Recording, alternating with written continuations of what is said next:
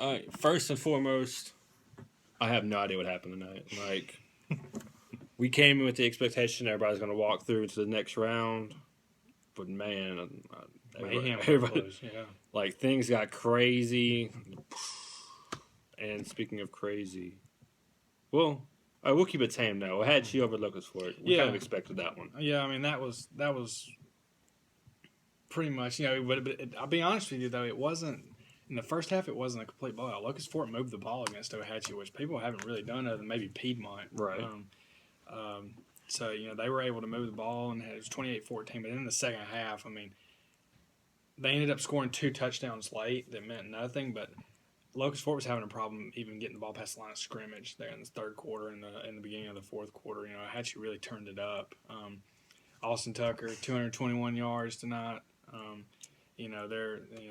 Jesse Seller scored on a 66-yard run on the first play of the game, so they rolled. But they're going to have to go on the road next week to face a tough Lauderdale County. So, it's going to get interesting for them real quick. Did not see Weaver.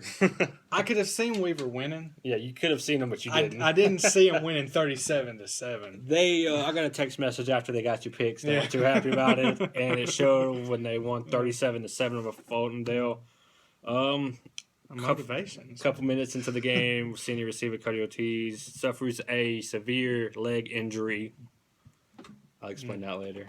Paul Hubbard scores 5 touchdowns, 2 to Maurice Goodman through the air, rushed for a touchdown, and then returns an 85-yard kickoff for a touchdown. The ensuing kickoff after he threw a pick 6, so he throws a pick 6 and then makes up for it.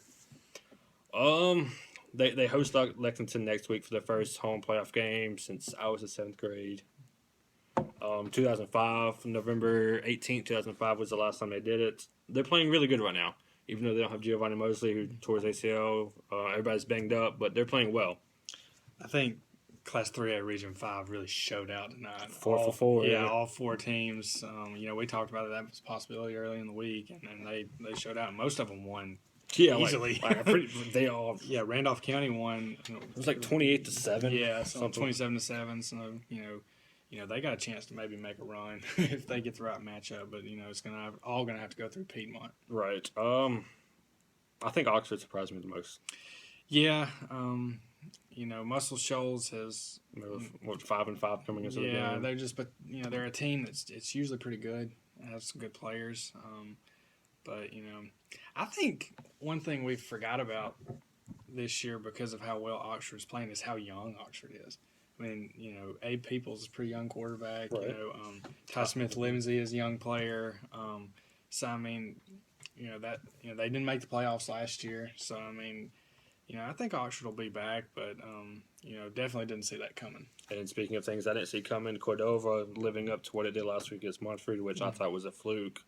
They win handily over Jacksonville, 46-23.